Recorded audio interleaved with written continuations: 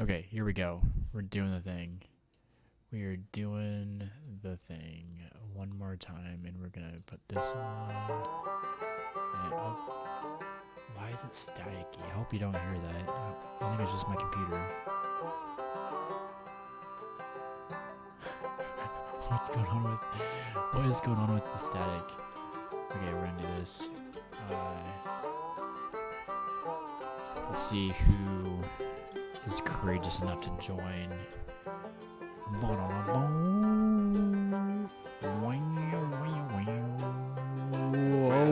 let me out. Let's do this on the board now. Cut it. Yeehaw! The ladder, the hammer, and the nail, and I'll nail it. Well, we worked so hard to build a little house together. In the storm, the rain, the high school, and whenever. No matter what And the weather, we're we're together.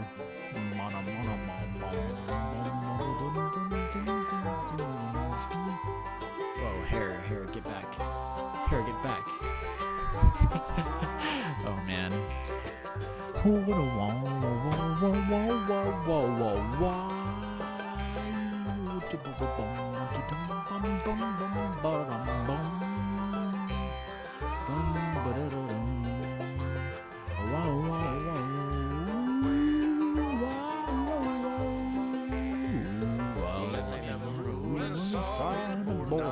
Cut it. All right, up the hammer and the hammer and the nail. Well, we worked so hard to build a little house together. Through the storm, the rain, the high school, and whatever. No matter what the weather, we're together.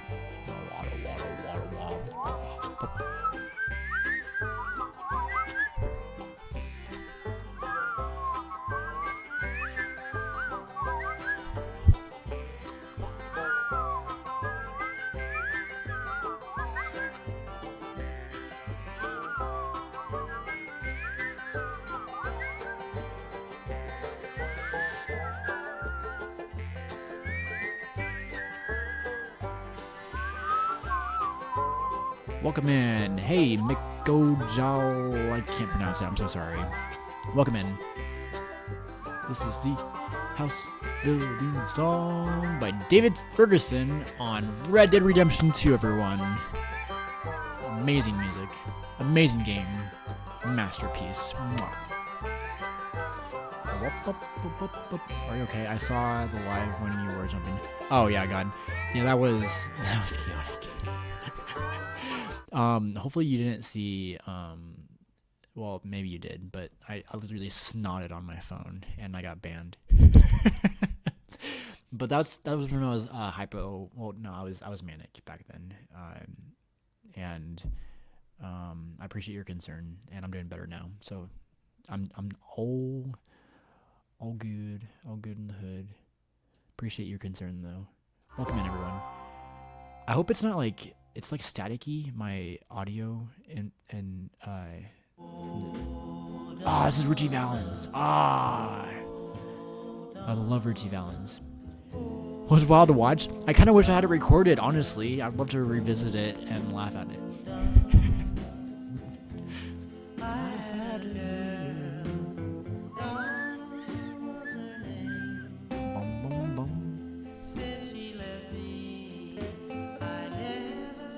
Lord Huron was mentioned like thousands of. I was at the concert.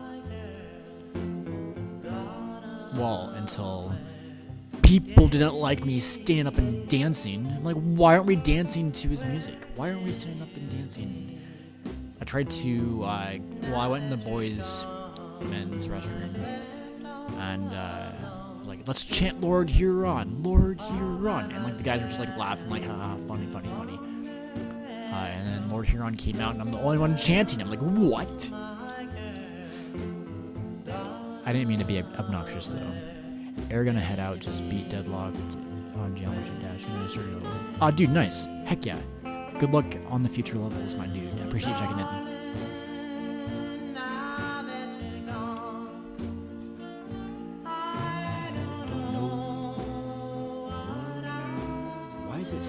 hope it's not staticky for you guys.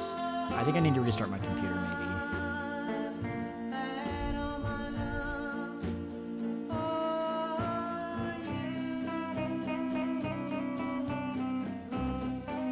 Hello, hello, people.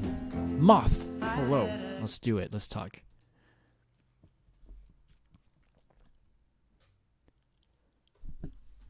Hello, hello. Hello, how are you?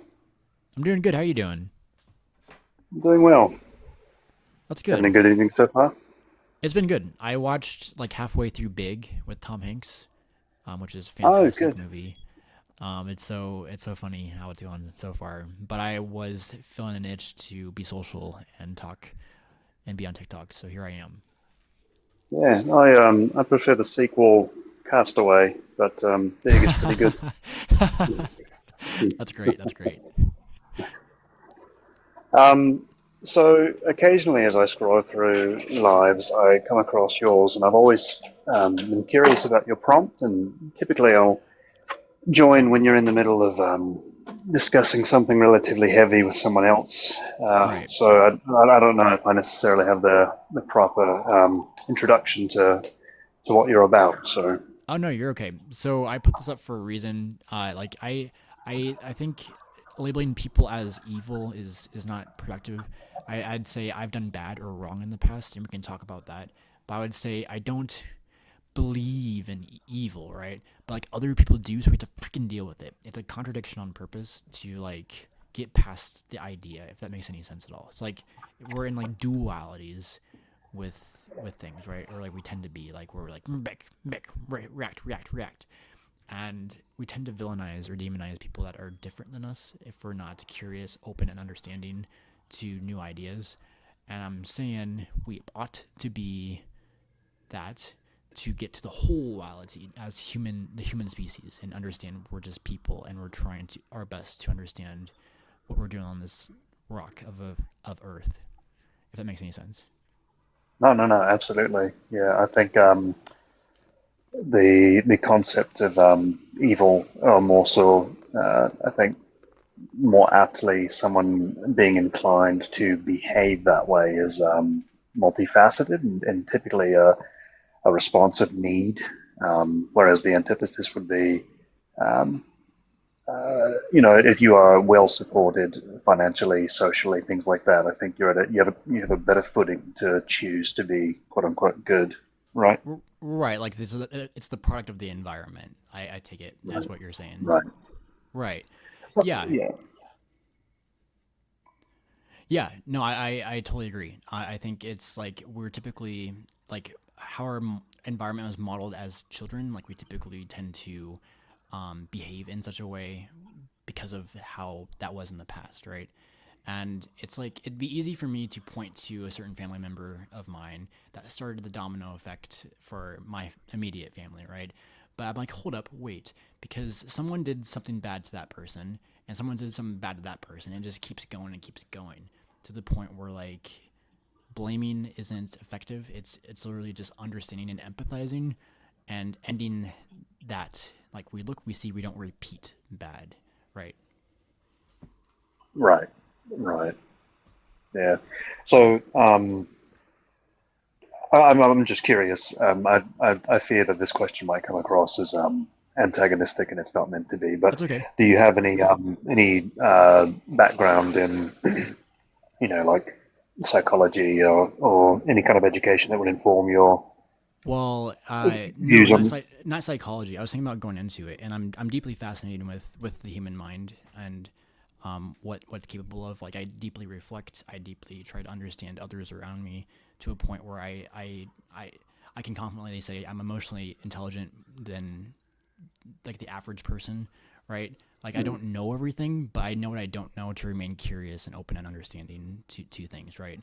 But when it comes to psychology, like there's a lot out there that I just don't know, and I'd love to talk to more people that have a better background behind that, right? Right. Yeah, that was a minor for me during my undergraduate studies, Oh, but whoa, no way. Very cool. yeah, no, yeah, but it's very very surface level. So, but primary focus on kinesiology and the medical background, things like that. So What is kinesiology? I just butchered that name, but what is that? it's basically the study of exercise science, so applied physiology, just understanding how humans move and things like that. It's like physics in a way. Well, not really physics, but like like how did you ever study like the or look at the who was it? There was a photographer way back in the day that took a bunch of photos of the human body in motion. I think that's what it's called. I think I have a general understanding of what you're So it's like referencing. they do like walk cycles where like jumps over a hurdle or like there's men wrestling or like Yes, yeah, um absolutely, yeah. just like it takes like frames like single images of like this in motion, right? Which is really Mhm. beneficial for like animators, like 'cause I'm an animator, a 3D artist, or it's like Oh, people you who really? draw. Yeah. Oh, that's incredible. Yeah, I'm very, very big. I'm not animation, but illustrating and other artistic hobbies like that. Oh, Yeah, great. Yeah, yeah. No way. That's so cool. That's so cool. So you like to draw? I do like to draw. I enjoy woodworking, playing music, things like that. Yeah. That's amazing. That's amazing. I think just having like that creative outlet is important to like express yourself in such a way that like just being able to like put that and externalize like your mind into a creative outlet I think is amazing. So that's cool you have that. Well, I do think it's important too as a tie-in to your prompt. There unfortunately, and it's rampant worldwide, but there are people that are not afforded the opportunity to learn how to do these things or have the free time to practice it and teach themselves. And in a way, they're robbed of being able to essentially interface with existence in that way. Yes. Yeah, Yes. and Yes. to whether you think it's divine or the way of the universe basically imposing its will through inspiration. It's an interesting way to how do they say it when you find your rhythm or Like the flow you're state. locked in. Yeah, exactly the flow state. Yeah, Yeah. yeah, yeah. I think it's super I think it's actually critical. Not I don't know about critical, but I think it's maybe it is critical like to be a human to be able to express yourself in ways that's unique to yourself, right? And I think being creative is something that we all are capable of. Like I believe there's a way to like teach people in their own ways if we see them and hear them for who they are, for them to be like creative geniuses on their own, right? Like I think that's like the harmony or the vision I see for people in the future is like we can like help others reach their maximum or whatever that not maximum because like we can keep growing and growing, right? But their fullest potential and like they can and we bounce and we validate and we keep progressing and it's I see a future and I don't know if it's in my time, but I think just having conversations like this with you is one thing, right? Because I'm very excited talking with you right now about this kind of stuff because I think we're both engaged and aligned with the same kind of vision, if that makes sense. Oh, absolutely. Yeah, and I appreciate these types of talks, but I do like speaking with those who vastly oppose the things that I hold to be true too, because again, it's a different avenue of existence that uh, essentially is necessary to make up the whole. You know, um, So you're saying you're grateful for people who oppose stuff that you or like critique or like what do you mean? or just perhaps live in opposition. They have opposing views from my own, because I don't see the benefit in fighting. I think you and I are very aligned in taking the empathetic approach of trying to understand and just bridge that gap. Right. I think there's always going to be like there's no matter what there's going to be people from different points of views and different things going on, right? But I think it's a matter of like people willing to engage with others in a curious way for us to Hmm. all be in like all live productively together without the least amount of suffering, which I believe we're on the path, hopefully to. I'm optimistic about it, even though the world looks like shit.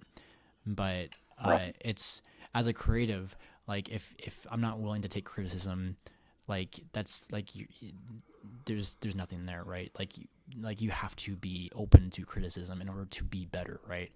And I think that's super important if you're going to take into account different ideas. Right. Yeah. And you have to be able to relinquish a bit of ego and control. I honestly believe that the pursuit of power is one of the biggest detriments of the human mind. Yes, yes, Because truly, I believe when you stop pursuing power, that is when you gain everything. That's when you yeah, gain control over everything because you cannot be influenced, right? You know. I So yeah. I think it's like being selfless and something like I think is like I determine on my own with my own ethos is like to fearlessly be for others and myself, and I've been trying my best to do that ever since I've thought about it, just about deeply reflecting about who I am, about other people around me, and trying to live in accordance that suits the most people I can possibly affect, right? mhm. Yeah, to provide a little bit of a context for this, I had a very real wake up call. I worked for many years as a surgical specialist, Mm-hmm. doing organ and tissue recovery. Oh So I wow. was around the deceased population a lot. Um, and it really did. And again, I want to say before anything else, I'm forever indebted to the kindness of the human spirit and those that were willing to provide that gift. Um, but it really just drives home the brevity of human existence, and I think there is so much beauty in the brevity, and I fear that the majority of humans don't have that understanding. You have those that think they might live forever, or you have those that think, well, I'm going to leave here eventually anyway, so nothing matters. But Mm-hmm. um, to me, it just really drives home. It's like we don't have that much time and Mm-hmm. we don't know when it's up. So why would we not spend every moment, like you said, trying to show up for those around us, trying to show up for those that we don't even know because they're also stumbling their way through this life with no idea what's going on. Right. Um, yeah. So, I think it's sometimes hard to like. I'm trying to learn to as I'm continuing with my life. Like it's hard to remind myself all the time to be in that state sometimes because I get uh well I start to focus on myself more, right? And like and I think sometimes that hurts in ways, but then I try to realize that I don't really know where I'm going with this. I don't know. But what do you mean by brevity? Is that what you said? brevity, yes. Brevity. Yeah. What do you mean by that? So short things being short. Um, Hmm. so if I think it's just an absolutely insane goal of people to want to live forever or to develop medicine to the point to where we can live forever. I think Uh. one of the greatest gifts of existence is the short time that we're here because it really puts into perspective that, if I have this short amount of time to exist and I do not know for certain what's on the other side, then the decisions that I make every day matter that much more. And that's when I think it's a lot easier to decide, do I want to be good? Do I want to do good things? Do I want to reduce harm as much as I can and be a benefit to those around me? Right. Um, Right. yeah, and it's a long-winded way of saying, yeah, live every day as if it were your last, which is so, you know God stick me with a skewer and tattoo it on my lower back. But yeah, It's good though. It's yeah, it's it's it's an interesting idea definitely. Um, the thing with me though, like so I'm bipolar at one, and in manic episodes, it's almost obvious all the times that like there's a higher power during those states of mind. And I know there's a lot of mm, delusions and perception of reality that shifts so much where like I'm not really grounded in reality. but each time it seems obvious that there's a higher power, right? To the point where like when I'm back on medication and thinking clearly, it's I'm back to being agnostic, but like I am definitely even leaning spiritual with things that happen that it's just I haven't no one's taught me, and it's stuff that's like kind of mysterious in a way where I'm like, well, there's definitely something out there, or more, or there's something more with the human body, mind, and spirit that is being suppressed with systems nowadays. I think people. I'm jumping all over the place, but I think the humans are capable of more than what we can understand at this point in time. If that makes any sense. Um, it does make sense. I kind of reduce it down to a very simplistic view of I think we have strayed very far from our ecological niche. Um, I look out and I see the birds, and where I live, we have a lot of bears and bear cubs and things like that. And they, to me, I know they face their own adversity and struggles with gaining nutrition and things like that. But they are more at peace with their life and their surroundings, and they're more in tune with their overall quote unquote community than I have ever been, and I think that we have ever been as a species. Mm-hmm. In a way, I applaud us for our technological and medicinal advancements, um, but I think the more that we fill our heads with knowledge, the farther away from peace we stray. So Interesting. Okay. I'm I don't mean to sound negative in that sense, because I do find humankind to be miraculous. Our striving for knowledge and to do better and to progress is truly remarkable. It is incredible. Right. Um, but we are animals, and I think out of all the animals out there, we are the ones that struggle mentally the most. Yes, definitely. I would challenge or like put this as a critique. I would say like I feel like people in the past, like when they're more tribalistic with like not even tribalistic, but like being in like a small tribe, or even like the Egyptians, for instance, like they built the pyramids. Like I feel like there was like knowledge that they knew that we don't know today about like about what humans are capable of. And I almost feel like at times like we're told certain things like men you shouldn't cry, or like stuff like that has like a bigger like impact on the humans in general, compared to just like feeling and living and being every moment of of your existence, right? I almost feel like there was like more like we're like tapping more into like the primal. I don't know if that's even the right word, but like, do you know what I'm trying to say here with like. So, do you, if I'm understanding you correctly, you are positing that the more societal advancements that we make and evolutionary jumps that we make, whether it's in our technological advances and things like that, that is in step with us gaining more emotionality. You Well, say that the more that we leave our animalistic and primal instincts, the more we can pave the way for empathy and feeling, or I don't know if that's even what I was trying to say either. But let me tell you this story, and maybe it'll help with what I'm trying to say. So I was at a restaurant in a bar, and I was in a manic episode, and well, hypomanic, and I was fasting, and I was just eating bread in a way that I was just like being at this restaurant, right?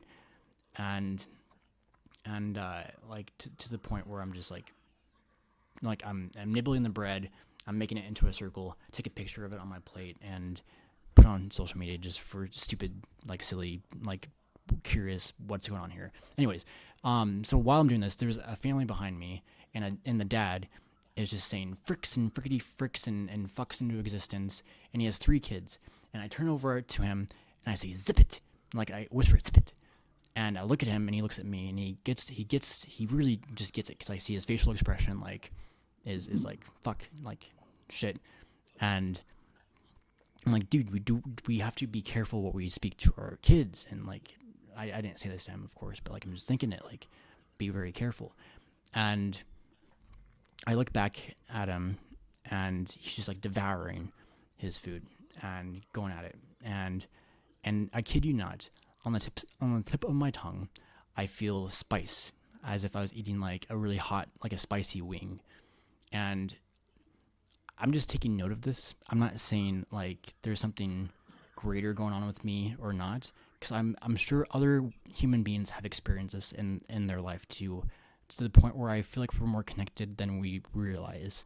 And I'm trying to get at with like systems put in place for us to not be to our fullest. I think hinders what we are capable of, if that makes any sense. I I believe I'm understanding. We so I'm also I eventually left the world of surgery because it while it was educational and it went for a greater, more beneficial cause, it was ultimately at the end of the day it was just very dark work. Breaking down humans essentially. Again, they were donating for great things, and it went on to help people. But I went on to become a public health professional, and I I just believe that there's great power in community and storytelling because we are a Yes. very social species. Yes. Um, so it's if I'm following your train of thought properly, there are systems in place that work to divide and separate, and that takes away our ability to feel and perceive what others' existence is. Is that kind I of would say the that's accurate. Yes. okay? Okay, yeah, yeah, I absolutely agree with that. Yeah. Yeah, I think we're capable of more than we realize, and I think the more we're on board with this alignment, like I don't I'm almost certain that like we'll reach like harmony, and maybe not in our lifetime, but like our children or our children's children, right? And I think like I said, we're more connected than we realize, and when we talk about stuff like this, I think I think it's something, right? It's better than nothing, right? I honestly, I think that one of the greater, and this is not a criticism, but I think that one of the greater flaws in that collective mentality of one day we will reach harmony. Oh no, oh no, you you left, but here you're back now. Maybe it was my internet.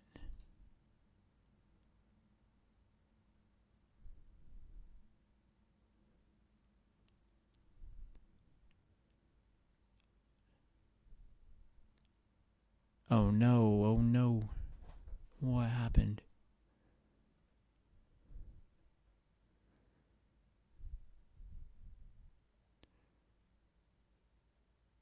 Oh, here we go. Okay, thank God. Okay, I don't know what happened there. I'm sorry about that.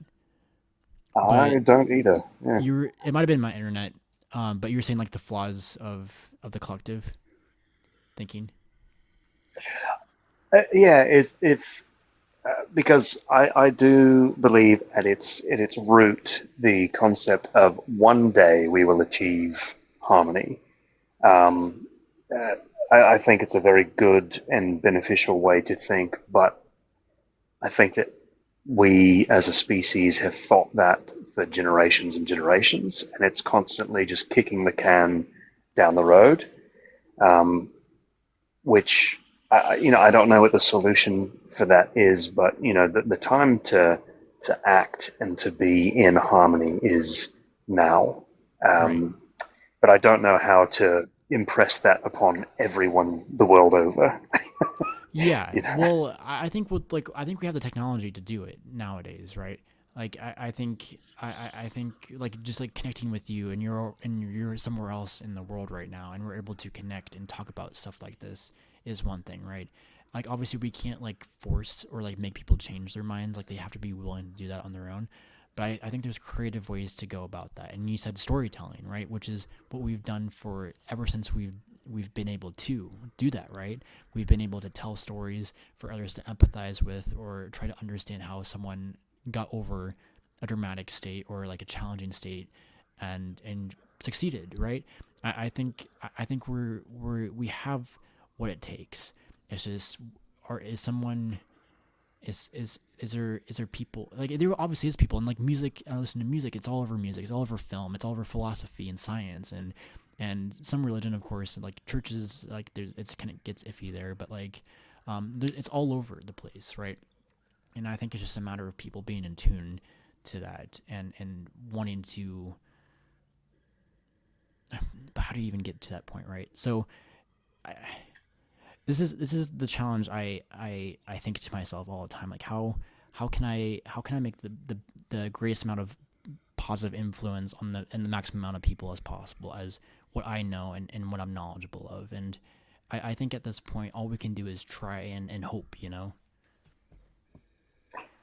Yeah, the unfortunate skeptic in me has, historically, you look back, and unfortunately, every technological advancement that we have made as an organism um, can be weaponized. So Yes. I Yes. share Yes. your optimism in that we have the technology now, but I worry based on past behavior that it just has a grand capacity to be weaponized, and for some reason that seems to be what we default to. It's easy. We gain technological advancements in hunting, and we therefore turn that around against one another. We gain technological advancements in transportation, and what do? We sail across the ocean, and and we oppress the people that don't look like us, right? Right. So Right. it's and even scrolling through this app, it's very unfortunate. But I scroll through lives and I hear people just yelling at each other, and Yes. Yes. Yes. yeah, and I'm afraid that social media can and has been used for that systemic isolation where you feel like you're connected, but really you might be more distant than you've ever been. Right. Um, It's all about like what I was talking about before, like the duality, right? Like where it's like the react, right. react, react, react. And this is something I'm trying to learn on my own too, like to get better at, right? And especially being in manic states and heightened states like that is instead of reacting back, is to have mercy and to understand why someone is reacting in the first place and then help guide them to a place, right? Like we hear this, like it's possible, it definitely is possible, because like have you ever heard of Daryl Davis? He was a black man in the United States, and he was a like a classic, like not classic but like a rock and roll, like blues pianist. And he ended up converting members of the Ku Klux Klan, like leaders, and got their robes, and like were able to like talk with them and engage with them like this, and be like, hey, there is a better way.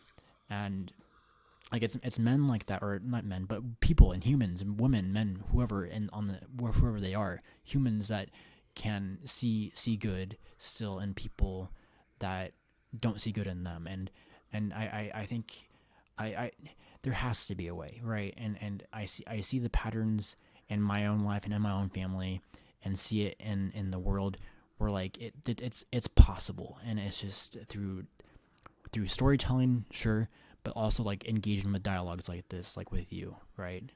Even though like we're aligned, but like we can. I'm optimistic. Like having conversations like this has like an exponential growth of like. I'm optimistic about like, at least for me, like what you're giving me is you're helping me understand stuff in a different light too, where I am gonna carry that with me and be better tomorrow, right?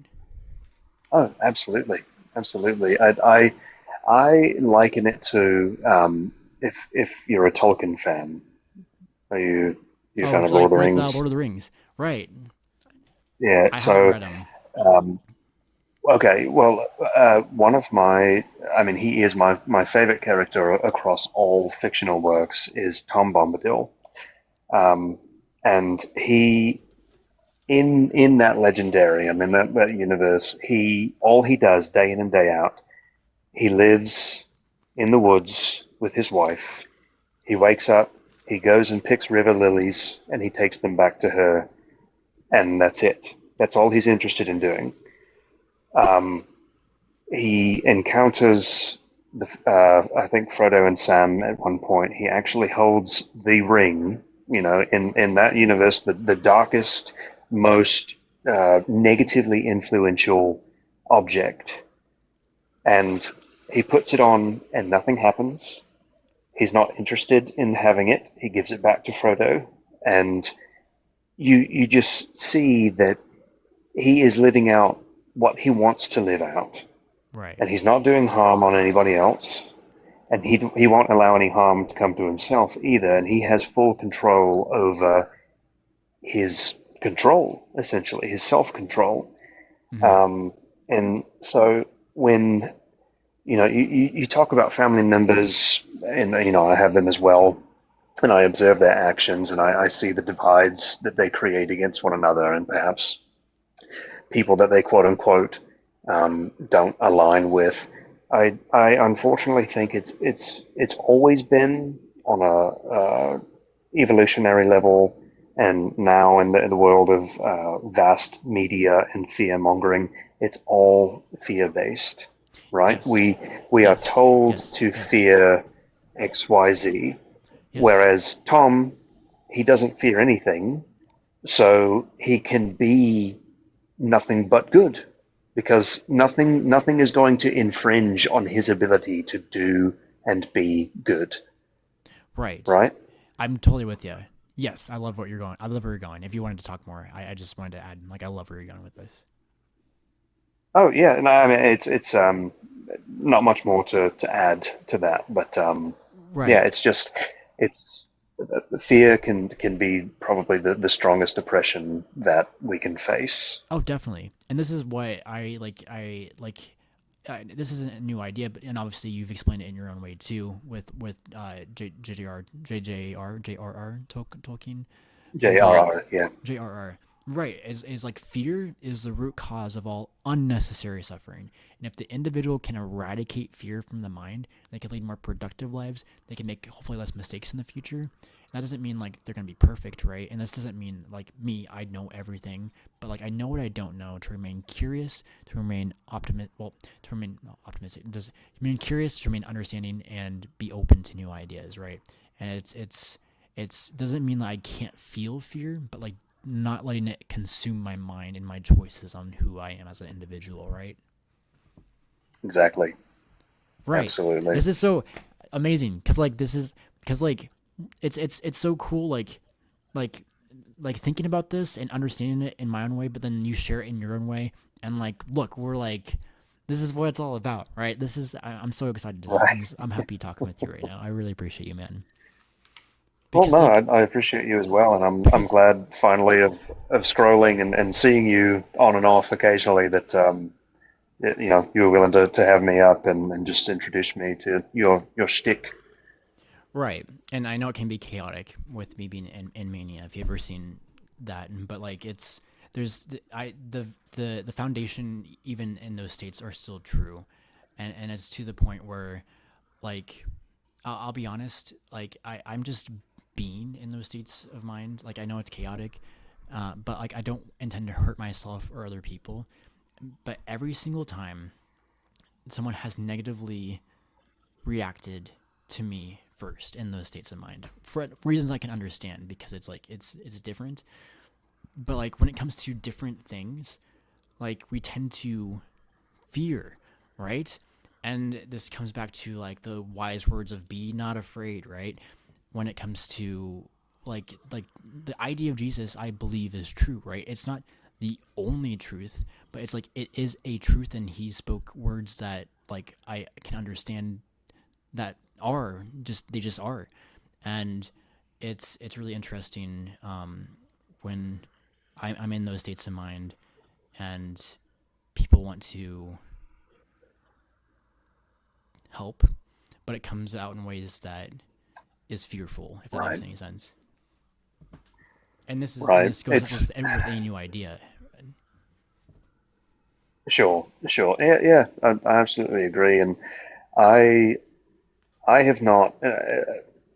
I'll clarify. Not in a diagnosed bipolar sense, but back in those days of working surgery, I was on call. This was during the pandemic, so I was pulling 70 to 80 hour weeks. So Holy cow! my sleep deprivation threw me into kind of depressive mania. Um, so I don't, I'm not going to go so far as to say that I fully understand what you've gone through and are and or going through. I don't want to be arrogant in that sense to say No, that no, no, I'm, not at it's a all. one for one comparison. Not at all. I get where you're coming Um, from. but as long as the people in your immediate circles and further out, um, if they are not in fear of physical harm that would come to them, um, then you wonder why they respond fearfully. I mean, mania. Um, it's just more of a, to me, an individual experience rather than something that is impressed upon unwilling participants. Right, right. I think it comes out of two ways. Like, it starts from care, but but care comes in two different ways. Like, there's concern, which I feel like is like looking at someone with good faith, but like still being like concerned. But then there's worrying, which I think is like kind of like controlling love in a way where like Right, you think you right. know better, and the other person and look, I know I made it hard for my family and I put a lot of strain on them. But like with my sister, like I'll tell you this story. So I lived with them the second time I was in Mania, and it's a common thing that I post on Facebook and make some sort of cryptic ramble about whatever. And my sister comes up to the room and she knocks on the door and I open it up. And the first thing I see is her just like in a worried like expression, right? And the first thing she says is, "I thought you were not gonna post like that on Facebook anymore," which is already a judgmental like tone and way of saying things. And so I react from that in that state of mind where I'm like, "Be not afraid, be not afraid," which obviously doesn't help. And then she doesn't react to that well, and I react back, and I'm like experimental at this point. So I literally put my middle finger on her forehead right here, and I command the devil to get out of her, because at the moment I thought worrying was a sin, and that the devil was in control of her, and I wanted to help in my own way, right? And I understand how that could be traumatic for her, and she even shared that it was traumatic, but we were able to laugh about it like in the future, like after I was out, like however many months later, like we laughed about it, and we're like, yeah, it's the silly, stupid, like crazy times, right? And I thought I was forgiven, but like in the future, after that happened, I was taking injection medication, which was the medication was fucking shit like the shittiest medication I've ever been on, because it put me into a numb state of mind and brought me into a depression, Mm, and I was not living good. And anytime I would have like any kind of inclination to like be happy or like make an impulse decision. Like I went out on my birthday to get drinks at a bar, and my sister was like, "Are you manic? Are you manic?" And it's like that doesn't help, right? And like I understand she was like right, scared from the past, but like I thought we were past that. And then every time like I tried just to be something that wasn't depressed, I would just feel judged. And I was like, I can't do anything about this, right? And that's where it hurts a lot. right. Yeah, it's very difficult,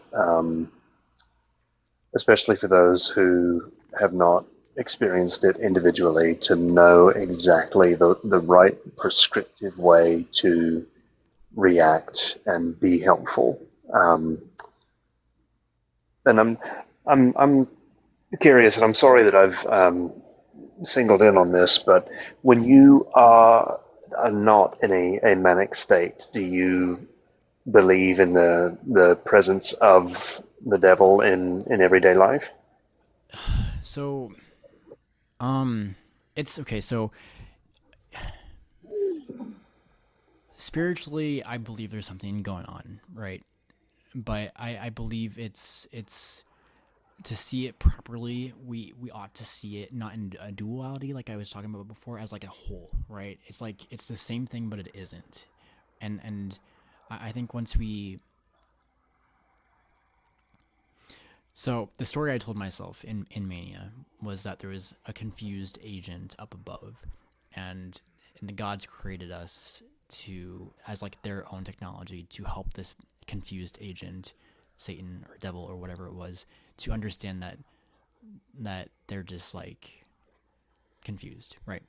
And I don't know if that really makes sense in the way I explained it there, but I constructed a narrative that made sense to me to still try to be in my way that this doesn't make sense at all. I just am realizing that because I don't know how to No, answer but your I question. just I don't know want how to to. throw. I I want to. guess I guess I don't know how to answer your question because I'm still figuring it out as I go along. But Sure. but But I it's just want it's to throw it on the front end that no matter what you say or explain, it's not my place to judge. I'm very interested in listening and appreciate that. forming community with you. Yeah, absolutely. So don't, even if in the moment when you're saying something it doesn't sound quite right, if you need to find the words, that's totally okay. I tend to doubt myself more when I'm stable, and when in mania, I tend to just trust my intuition and what Oh, of I course, it's think. grandiosity. Exactly. Yes, right. And it's like a double edged sword where like it's good just to say things, but also at the same time like it can be chaotic, right?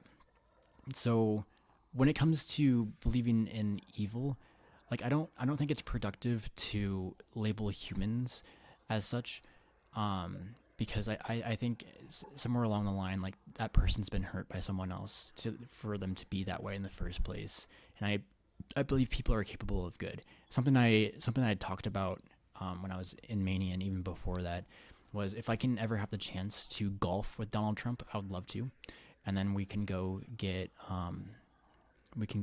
McDonald's, and I'll help, and like he can like tell me what he wants me to order, and I'll eat his food, and then I'll ask him if he wants a hug, if he consents to, and teach him what consent is, right? So like I think there's still good we can we can like do with a person like Donald Trump, right? And it's about seeing them as humans, right? Not below us, but like as humans. And I start there when it starts when I talk about evil, because people will just like say evil, evil, evil, and I'm like, well, let's calm down. But when it comes to like a spiritual level, with things that are beyond what I can comprehend right now, there definitely is something driving people up or down, and uh, and I think people make that decision on their own. And I don't know exactly how to explain it, but that's kind of where I'm at right now.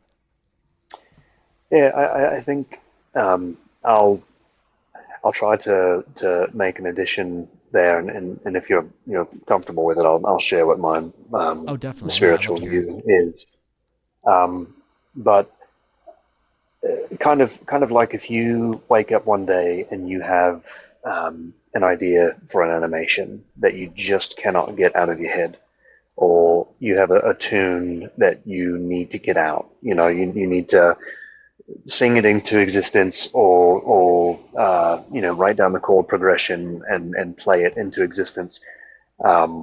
I myself am not a staunch believer in a higher power, but to me, that is some means of the universe itself channeling this radio frequency to align with our, using us as a conduit to bring forth just all manner of creation, Hmm. you know. So I think I understand that, when you say that people, the decisions they make, they choose to go up or down. I could see how you would think that there would be, quote unquote, not to speak in dualities, but good and evil influence that brings that inspiration into existence. Right, right. Um, right. So but I myself am a uh, absurdist nihilist. Okay. So a lot of people, I think, akin nihilism to something that's very just bleak and meaningless and Right. negative. Um, but the absurdist aspect of that is, I think about what my level of comprehension and cognition was before I was born, which was nothing, Hmm. which is impossible to comprehend. You can't comprehend what you were able to perceive before you were born and started forming memories. I can't do that. No one here can do that. Right. Um, and I believe that that's probably the state that we will return to, Yeah. um, which is scary. If I right now were to be pew-pewed in the back of the head and boom, that's it. My lights go out and I return to the state that I was in before I was born. That's horrifying, right? Hmm. Hmm. But as Twain said, I didn't exist for billions of years, and not a single inconvenience did I suffer. Yeah. So it's Hmm. it's warming to me in the sense that when it is my time to go, there will be no more inconveniences. Yeah. Um, but I, I guess there's a sliver of agnosticism in me because I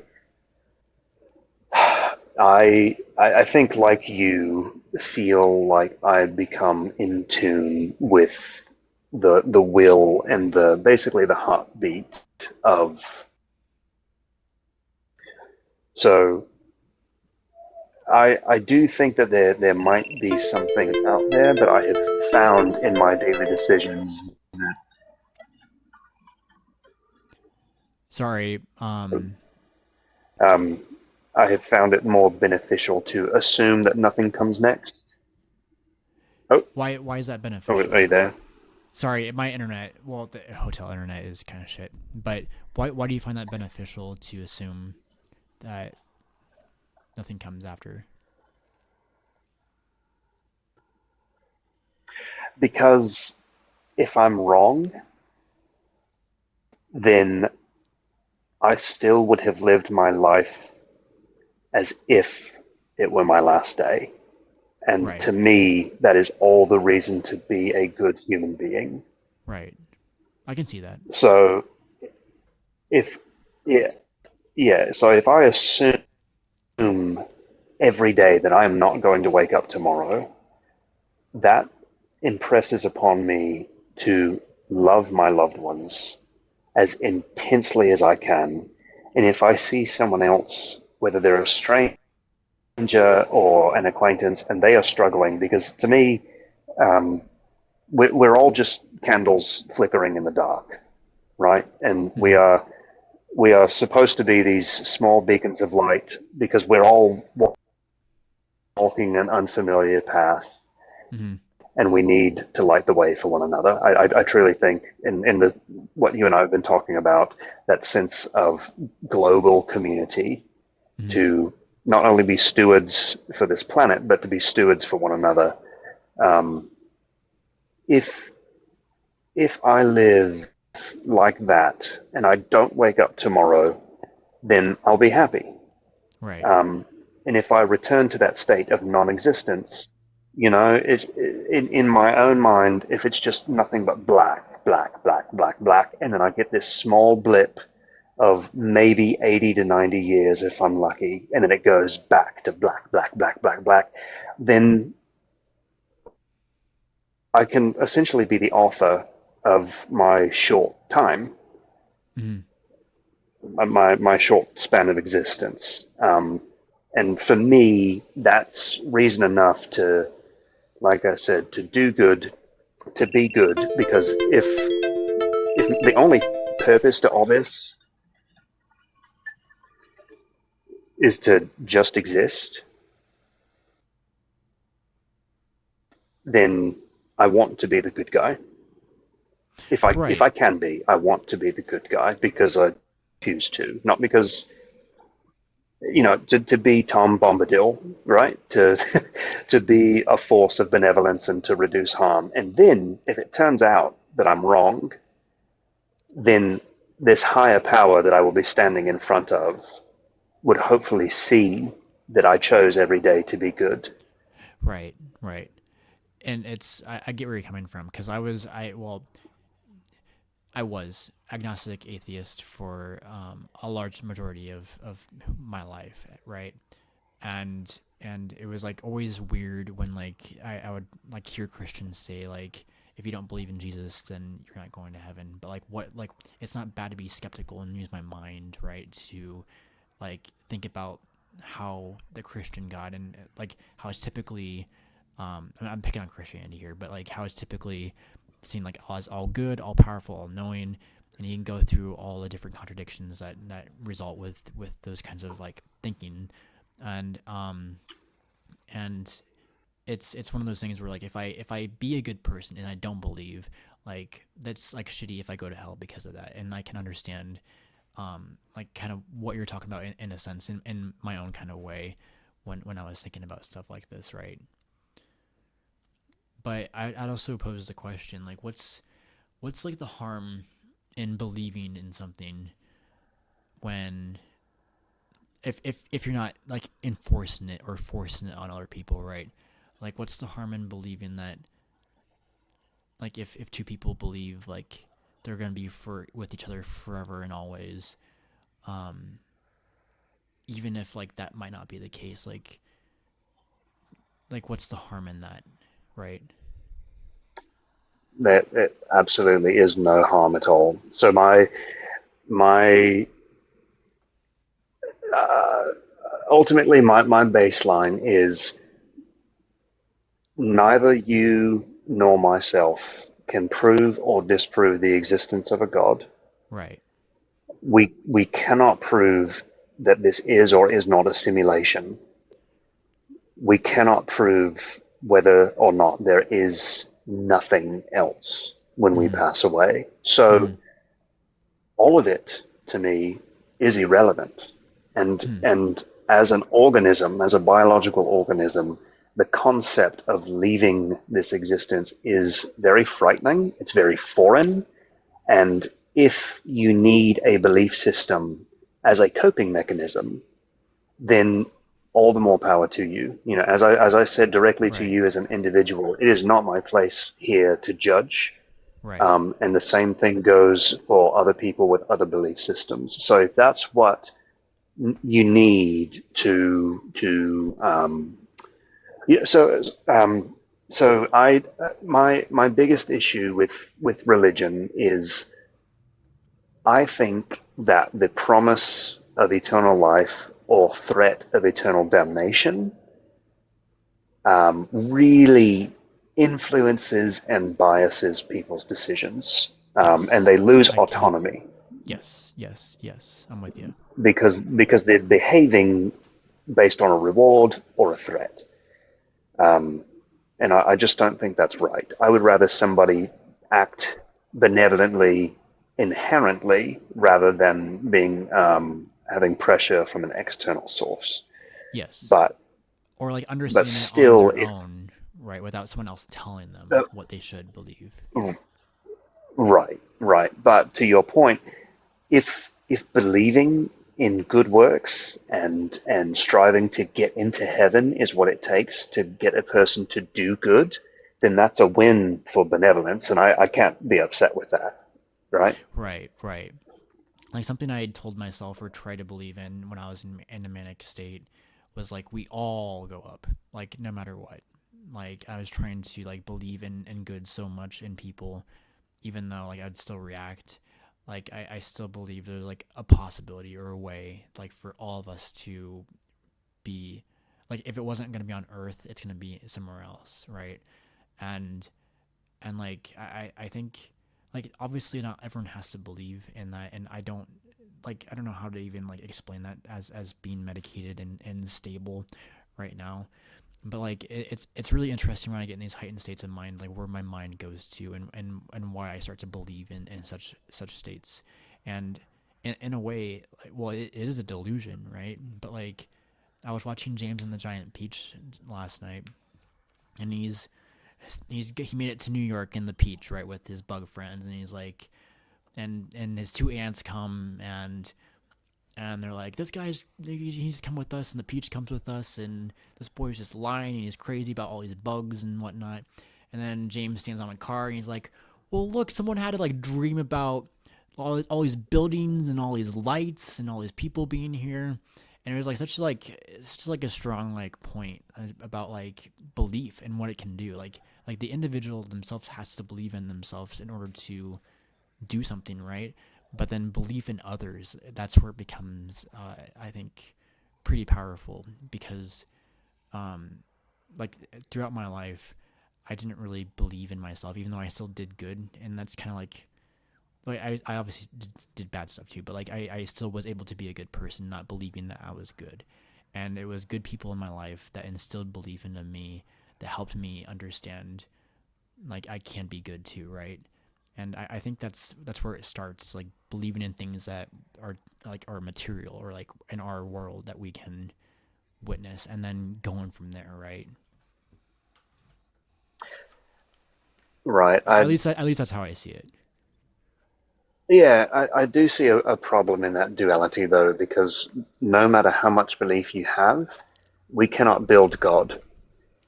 Right. Um, but we and I like this comment that's come up in the chat.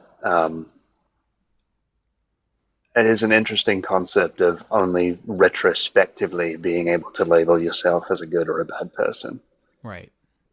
We just Um, are. but I then, well, yeah, but then again, I know a lot of old people that have revisionist history in their own brains, so I don't, I don't know if they're a good point of reference. Right. But, but yeah, I mean, it's belief in others and belief in community, right? Because you wouldn't be able to have all these buildings with these lights in all these cities without collaboration. Um, but going very far back to one of the earlier points that you made about the Egyptians building the pyramids, um, that was done through oppression, Right. unfortunately, Right. Right. and forced labor. Um, so we can do incredible things as a species, but oftentimes it's at the detriment to other members of our species. Definitely. So um, That's yeah, something. uh, That's something. Like uh, yeah, yeah. No, I hear where you're coming from. so it's we do incredible things, but very very fearsome things as well.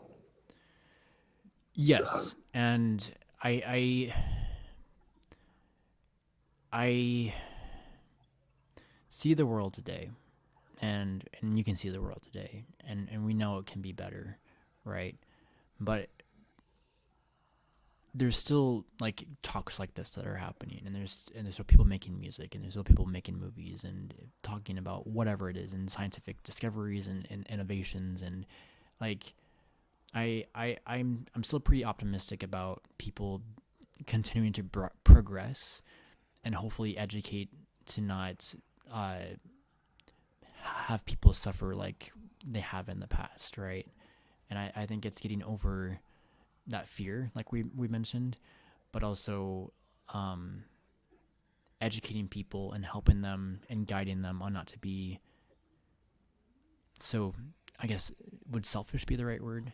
Like power hungry or like, but it's hard to do that right, when so many corporations like it's greed and like that's already like controlling a lot of different different things. And when it comes to like this topic about like politics and stuff, I'm not like super informed, and it gets into the complexities of things. And I think it just is a simple thing when it comes to fear. It it's that too, unfortunately, is multifaceted, and I think on the individual level, it can present in different ways. But you had mentioned um, not believing in yourself, which I don't necessarily deem to be necessary in order to live a fulfilling and happy life.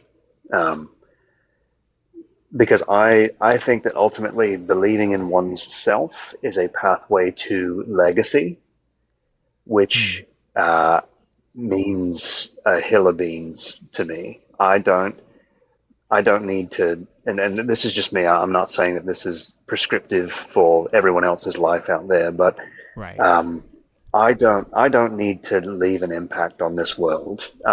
If Hmm. it would be fantastic if I could find a cure for debilitating diseases. And I'm currently working in the field of vector-borne diseases and trying to uh, create preventative interventions for malaria and things like that. Right. So I'm I like that, and I want to be better for my fellow man. But at the same time, again, since we're talking about dualities, I have only one life to live, and at the same time, kind of like you had said, of thinking in a very quote unquote selfish and individualist way of turning inward and thinking about yourself. I absolutely think that has merit too, because if you are focusing on strengthening familial bonds and building community, and you have to focus on yourself in order to do that, and you're not harming anybody, then you are bolstering the quality of your roughly 80 to 90 years on this Hmm. planet. And I think Yeah. that's a beautiful thing. I think that's a very important thing, because once you're gone, you won't know if you've had an impact or not. Exactly. Right. Um, Right. right. Yeah. I So, mean, I think just like you talking to me, like having this like intellectual conversation, and helping me just like let my mind out there too. I think is a beautiful thing on its own too. Right? It's like it's each person that comes up here that helps, and having these conversations and engaging in these ways, I think is super critical nowadays, right? And even though we don't see like eye to eye on everything, like I respect like your view on on on on life and who you are as a person, right? right, absolutely, and that's the craziest part. So like, I don't. I might have started talking before I even knew what direction I was going. That's okay. Um, but yeah, it's as long as people are not harming other people, infringing on other people's rights and their autonomy, or forcing belief systems on them, then I don't. There's no, absolutely nothing wrong with having your own path and your own belief, and Right. it's that's what makes all of this incredible. I mean, it's the great thing. I Metaphorically, I think everyone is born with a lot of puzzle pieces that don't belong to them. Yes. So right now, you've given me a piece that doesn't belong to you, but it fits into my puzzle. And I Dude. hope that I've given, yeah, I hope that Yes. I've given a piece that fits into yours, because it helps us understand what our individual bigger picture is.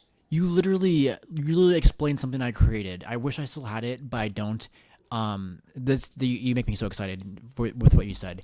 So I'll draw it out. So it was a 3D printed. I'm a 3D artist, so I created this in Autodesk Maya, and I 3D printed space and what my mind looked like, and it was a square. God damn it! It was a square with three lines going this way and four lines going this way, but they were rectangles and there were voids in my mind. And then I had a circle and a circle and a circle.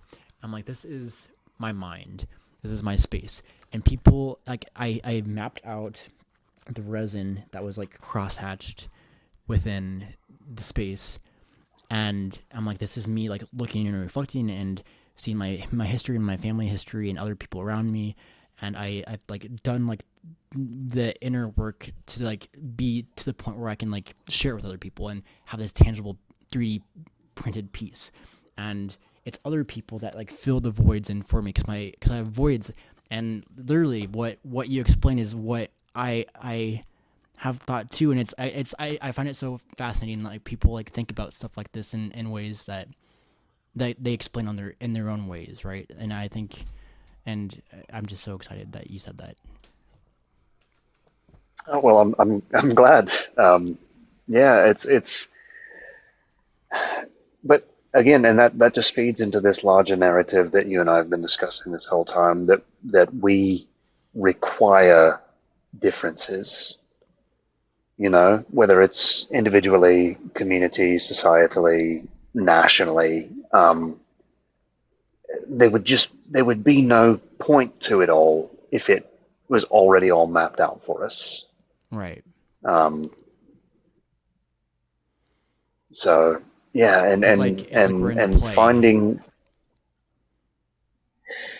like real time yeah, yeah, play. and Like and, all of us, and like we read the script together.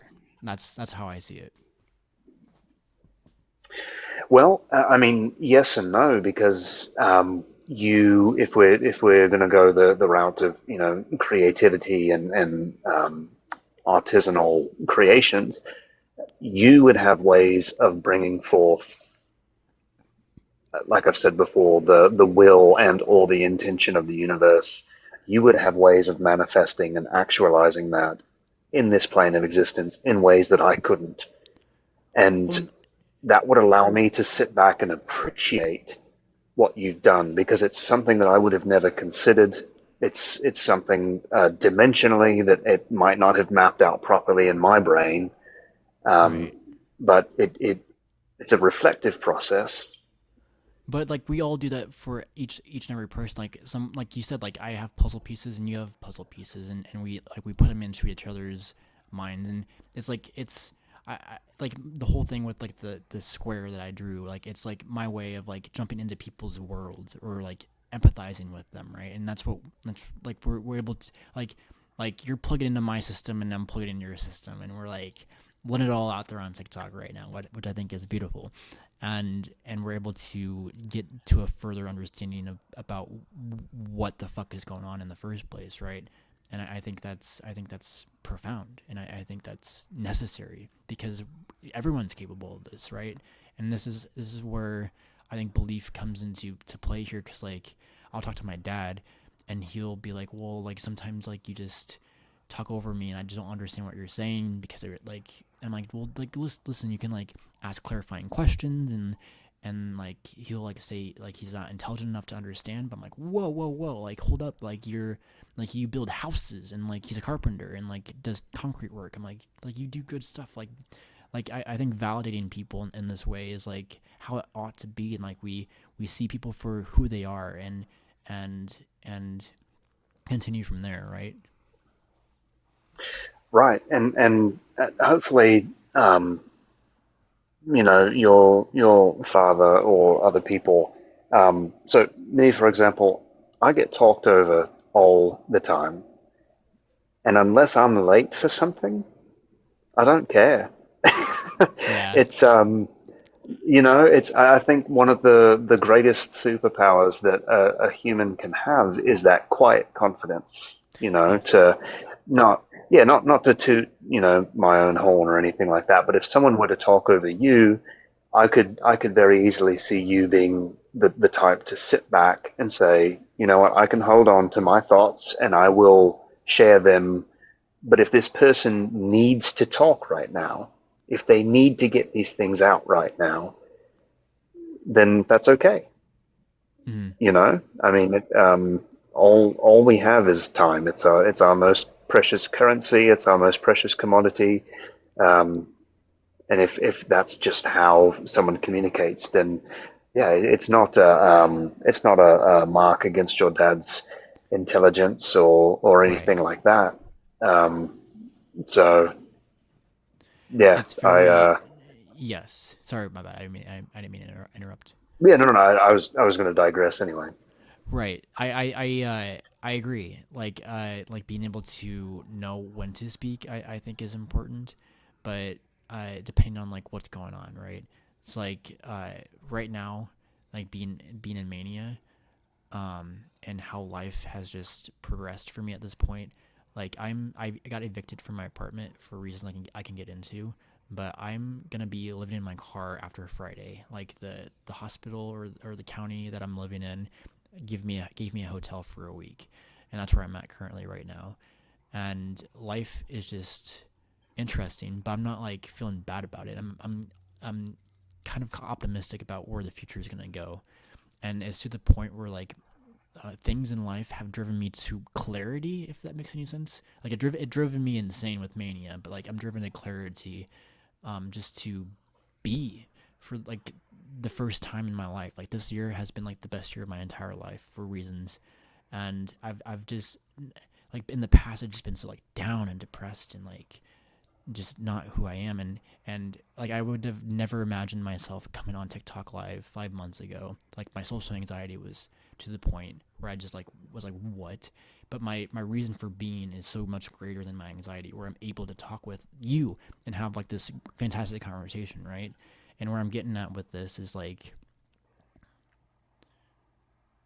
the future is uncertain, but that's okay. And I don't know where I'm getting at with this anymore. I'm just yapping. I'm sorry. Uh, Honestly, if the final statement that you land on is it's okay, then that's okay. Yeah, I yeah. mean, yeah, I mean, yeah, I want to sit with that, um, and take that in, but I do, not to be pandering or anything of the sort, because it really does seem like it's presented as an opportunity in a way, um, to be optimistic of this next chapter. And I commend you, and I think it's that thinking that will allow you to navigate to these immediate next steps, um, which is very important. I think a lot of people, uh, they're very quick to throw in the towel, Hmm. um, and just kind of forfeit uh, their autonomy, to whatever's happening to them, rather than them happening to their surroundings. Um, Yeah. Um. Yeah. No. What I was getting at with that, because you're talking about like talking, like knowing when to talk and when not to, and when I'm engaged with someone like through a conversation like this, I'm definitely, and especially when I'm on medication, right? Like I'm definitely more willing to like engage and have a productive like civil dialogue, right? But like I've made like a social experiment out of my Facebook account where like I'm literally just going chaotic, but it's intentional in a way that's um I believe is pointing out stuff within my family that I can see patterns with, um throughout different things, right? And I'm like I'm testing things out, and I think, and I don't know if I'm just spilling too much out here, but I've been testing people out because that's how that's been my survival mechanism since I was a kid, right? And I'm not like saying I'm testing you out right now, but I'm testing my mind out and sharing it in a way where I don't know where I'm going with this, but I'm just letting my mind go out right now because I feel safe talking to you about it, if that makes any sense. certainly, yeah. And I'm glad that you do. Because I mean it wholeheartedly. If if you, not that you are, but if you want to test me again, that's okay. That I haven't influences been. me. No, I know, but even if you were, it influences me in a negative way. In no way at all. Mhm. Um, so if that was, either an ulterior motive or something like that, I still think that you and I would walk away from this conversation with mutual respect and Right. appreciation for the conversation. So it's not a threat to me if that makes sense. But Yeah, I think it just comes from I think part of it is just like my fascination with the human mind, like I said before, like how you were a psychology minor, right? And just like I see it in how you talk to and how you're fascinated with just life in general in your own way, right? And I think it's just a great thing. And yeah, I think it's fantastic. well, it's the brain is a very, very, very complex organ, and I think it's incredible, absolutely incredible that everything that you ever were, and everything that you are, and everything that you will be, is encased in complete darkness. Mm. And Hmm. every new experience just adds a fold to this pink mush, and your physical body, everything is just an extension of your nervous system. And like I said, it allows you to interface with existence. And I think that's the beauty of all of this, right? So, you describing that square model with the different vertices and the voids and things like that, that is your pink mush encased in a dark room, somehow reaching out and making contact with my pink mush in a Right. dark room. Right. Right. Right. You And get it. You get it. You get it. yes, yes. And it's just remarkable. It truly. I only have two posts that I have made on TikTok, Mhm. but one of them deals with quite literally organic memory. And I mean organic as in brain tissue. Like truly everything that you are able to experience somehow imprints itself inside your head.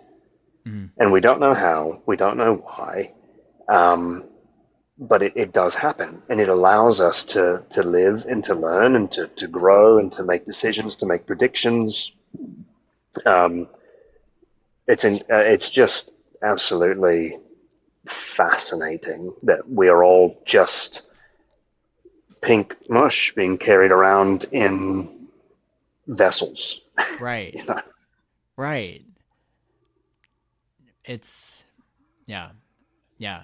You get it. You get it. And that's amazing. So, and I mean, from personal experience, I don't know if this is too uh, dark or macabre to discuss on TikTok, but I mean, I literally used to remove people's eyes Okay. uh, for donation. So it's interesting to truly see, because I would use a tool called a tree fine, which is basically a very small cookie cutter that was razor sharp. Mhm. And I would cut through corneas and take them out. The And cornea through is that, I like would, is that like like not the iris, but like what part of the eye is the cornea? yeah, absolutely. So the iris is the colored tissue Mhm. that exists behind the cornea. So the cornea itself has aqueous fluid in it. It's kind of the dome that's directly in front of your pupil and cornea. And so that's the immediate point of entry for light, and it allows that imaging to Oh. enter into your lens and then get refracted and project itself on your retina, which somehow gets turned into electrical signals to make it into your dark room in your pink mush, right? Um, but I mean, to physically see it day in and day out. It's just insane to have organic biologic material that can turn this experience into something that, for all intents and purposes, is non-existent in a physical sense. You know, every memory Mm, that you've ever had, everything that you've ever seen, I can't touch that. It's right. not real to me, but it Right. is to you. And it was real at one point, but it's gone, Right. except in your head. It still exists. And then we can tell stories about it, or we can project it onto a Exactly. screen with the same kind of right, because like isn't like a projector kind of like the eye in a way, right? Like isn't it like isn't like something upside down, or like how does that work? Like Yeah, with yeah. film It's or like a camera, yep, yep. just So the moment it how light goes comes through, in. hmm it inverts and it projects into the back of your eyes upside down. Isn't that insane? That's hmm crazy. It's it's I don't get it. Like it's fascinating how we've been able, to my understanding, like understand the eyeball, but like create like cameras that like are similar hmm in a way, right? hmm Like we just have two cameras in our mind right now, and like what, and But it the makes it scary fun. thing. Oh, go ahead. Yeah. No. Yeah, sorry, I didn't mean to interrupt. No, no, no. You're good. You're good. It's truly it can wait. Well, I was gonna say like it's fun to have those experiments on saying um like like just a fun thought experiment. Like what else is as like taking our data from our brain? Like what if we're just like, what if there's something greater out there, let's say, that is processing this information that we don't Like understand? that would be our version of like the cloud. Maybe. Yeah. Yeah. And like every single human experience is just being processed in a sense to understand something greater than like, because my way of like trying to understand the gods is like they're not like perfect in a sense, like they created us in a sense to help them like feel something or like do something for them, right? And I don't know if I still hold true to that today, but like when I was in Mania, like it was like something was about that, and it made sense at the time, right? And it's just like fun little thought experiments like that, just to make me think about something differently. Right. Well, yeah. So what I was going to say was kind of the scary thing when talking about the eyes and the eyeball, um, and it's hard to comprehend, but that is the only portion of your brain that is exposed to the outside world. Yeah. I mean, it's via the optic nerve. It is directly tied to your brain tissue, and it's just out there in the open. Everything else is encapsulated in bone and tissue and skin, um, but in that's kind of what makes me wonder about this whole unity concept of a higher power, because I I almost, again, if I were to venture down that agnostic sliver of my belief system, Hmm. um, it almost seems that our meaning, throughout this vast expanse of existence, is to be the observer for something that cannot observe itself. Hmm. So, um, for all intents and purposes, uh, every height of good and happy emotion, and every trough and depth of sorrow and depression, and everything in between, it all occurs only here Hmm. on this planet. Um, and for having a vast expanse of the universe, and to have nebulas and galaxies and other stars and black holes and dark matter and white holes and all of that, up quarks and down quarks and things like that, neutrinos and supernovas, whatnot. It it is very strange to me to think that we might be the only pinpoint of intelligent existence because there is just so much out there to see and to observe. Right, right. Um, but I almost wonder if that's what the creation of life is. You know, maybe God is pink mush in a dark box and is unable to observe himself, and that's why we are here. We are just See, where, yeah, because like how you explain it makes sense to how I thought in the past too, right? But to the point where like, how do we know like we're the only like intelligent life ever to exist, right? Like, there's so many we don't. different. Right. I think it's highly probable. It's probable that there's at least some sort of life, and it might not be intelligent, but there's some sort of something out there, right? Um, but I also played around this idea when I was manic, where like there's like other planets out there trying to ping into us, and when we're alert in such a way or like receptive to that ping or that wave or that signal, we're able to tap into something uh, to like save, not save, well maybe save, I don't know, but to help others, if that makes any sense, right? Right. Yeah. And this is I where it becomes delusional, and that's where like if if I really think about this stuff, right, like, and I claim it as fact, then it really sets me off the rails, right? To the point where this is stuff that I can't claim to be a fact. It's just fun to think about. I must remember that in these states of mind when I'm manic, right? right. Well, I mean, we do have things on this planet that are factual, but it's okay to have curiosity about what else is out there. I mean, I have, and I'm happy to share it with you. I have a very outlandish theory of what I think existence is. So some of the oldest fossils that we have on this planet are fungi. Mm. And we know that their ecological niche is they have this incredible ability to break down rock.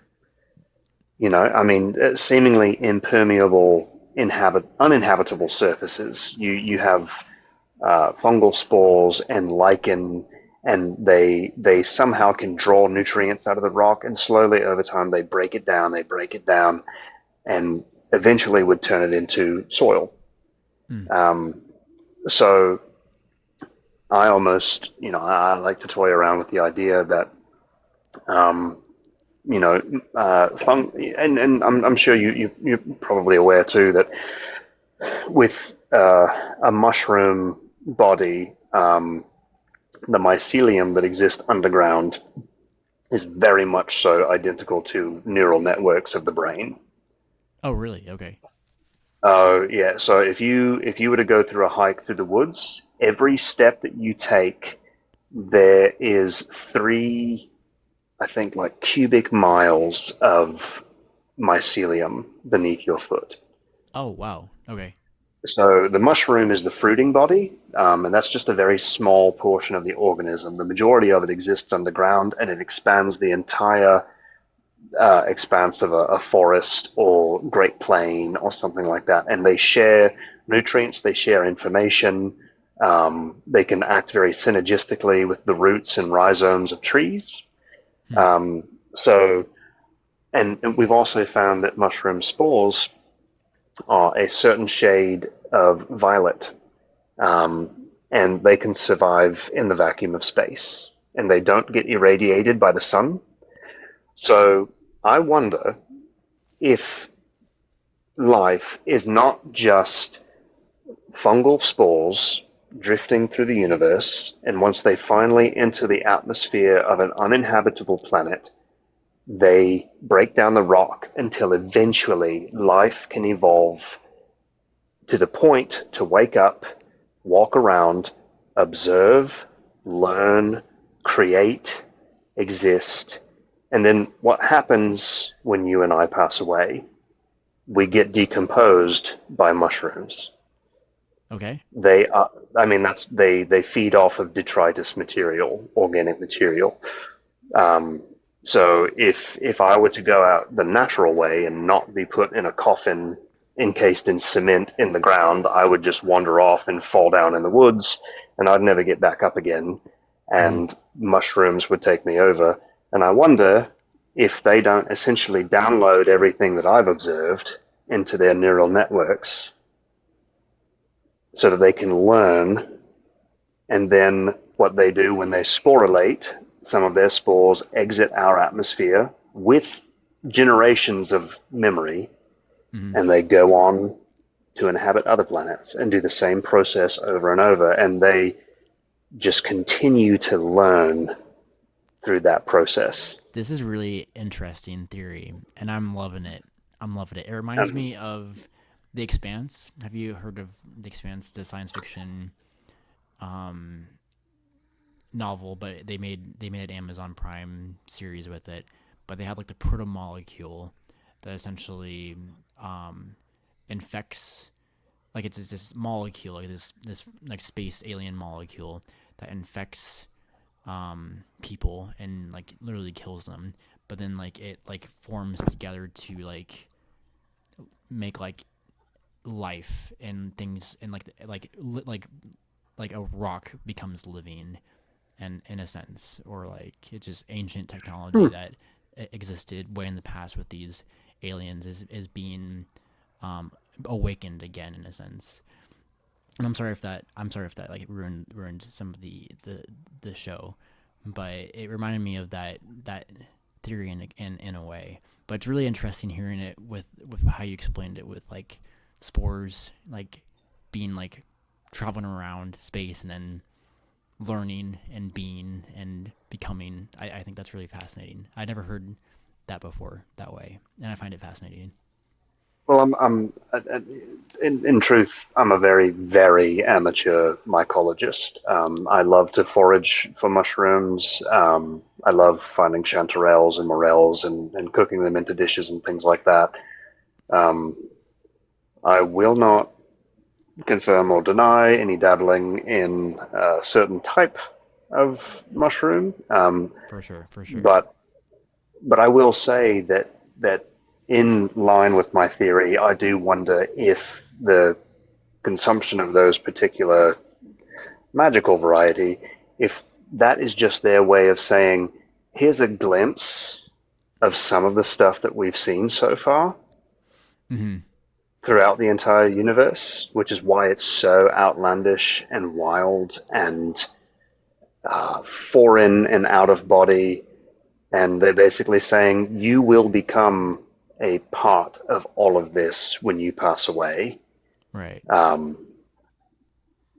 kind of just like that God complex of all of a sudden becoming one with every iteration of past existence and experience ever.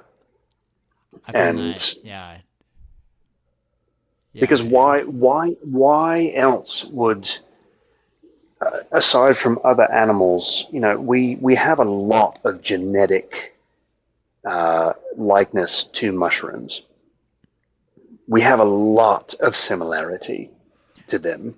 Like how so, like you said, like with the mind, like how like it's connected with other like other things, right? But or like what do you how do you, how in your own words would you explain that? So, we have a genetic relation to bonobos and chimpanzees that's like, within a 98th percentile. I think we're 93% related to honeybees. Um, so you would think, you look at a mushroom and you think, I have no connection to that biologically at all. But Hmm. we do. We are more related to them than we are plants. Um, so, photosynthesizing plants. Um, but and why is it that some mushrooms have a psychoactive compound that is able to interface with our receptors? Hmm. You know, Hmm. Hmm. um, so to me, it just makes sense that we are from them, um, or we just have a deeper connection with them than is possible to fully understand with our current level of science. Right. And who knows? Perhaps their only purpose on this planet was to make the jump for us to evolve from um, lower levels of cognitive thinking primates to what we are now, to help with the expanse of the creativity and the intelligence. Um, but yeah, I'd rather assume that they're just almost like the Venom symbiote from Marvel. They're just exploring the universe and creating habitable planets so that they can expand and learn. Right. Right. I find it really fascinating. I love the idea. It's cool because like I think with well not I think but with the Last of Us video game and the TV show that came out, Mm, the hmm zombies that is in the show is like a fungal like zombie, and like it like literally shapes like their face in ways where like it deforms the face and like it like a fungal sprouts like Plate. yeah, like a plate. I don't know how to explain it in such a way, but then like they click in such a way like the zombies evolve to like click because they can't see, and they use like echolocation, I think, or maybe I don't know if that's the right way to Hmm explain it, but I find that interesting, and wondering like if they had any inspiration behind like how like what you were saying too, right? Oh, 100%. So the particular fungus that they drew the inspiration from is called cordyceps, and Yes. yeah, and I mean, it does exist on this planet, but it targets insects and arthropods. Mm. So it basically turns bugs into zombies, and if we were able to reach a point in climate change and global warming to and this is the evolutionary side to where the human body would need to adapt to higher temperatures, then cordyceps would be able to exist in our biology and do the same thing to us. Oh shit, seriously? Okay. Whoa. Yes, yes. Now that's scary. So, but I mean, this would be probably hundreds of years in the future. I mean, our internal body temperature right now is 98.6, but if we were faced with persistent climate change and global warming, and our biology did evolve to adapt to that, Mhm. that is one of the I wouldn't say it's a prevalent, but it is a public health concern that currently exists. Um, so Right. It makes you wonder. Um, I mean, like obviously people like aren't like as super educated about like climate change in the first place, but like if we're able to like construct a story in such a way for people to be like, hey, let's be careful. I wonder if we can just get the majority of people to understand what that might be, right? yeah, but it's so closely tied into and influenced by things like the American dream and industrialization and capitalism because it gives us a false sense of legacy, like I was talking about before. So Mm-hmm. rather than worrying about our keystone species, which would be honeybees, frogs, beavers, things like that, we chase monetary gain and things like that instead. And I Right. think we lose sight of when you probably off the top of your head you think about community, that might be your family, your group of friends, the geolocation in which you live, but it's so much more than that. It's the plants that live that are endemic to your area. It's the fauna. It's the insects. It's truly everything is I community. I love I Um, love that. I love that.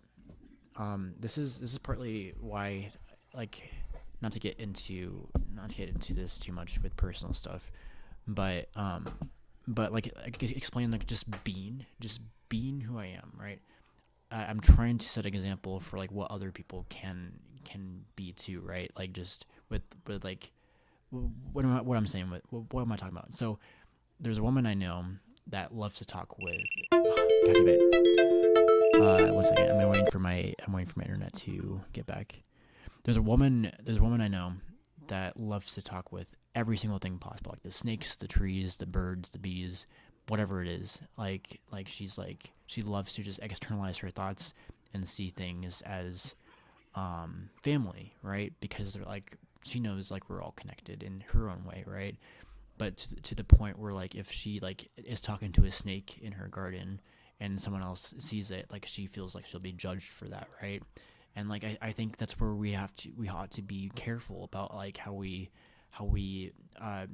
react around people who do things in a different way, right? In a different way.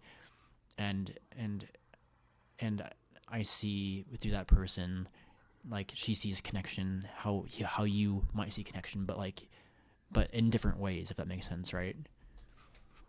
Hmm.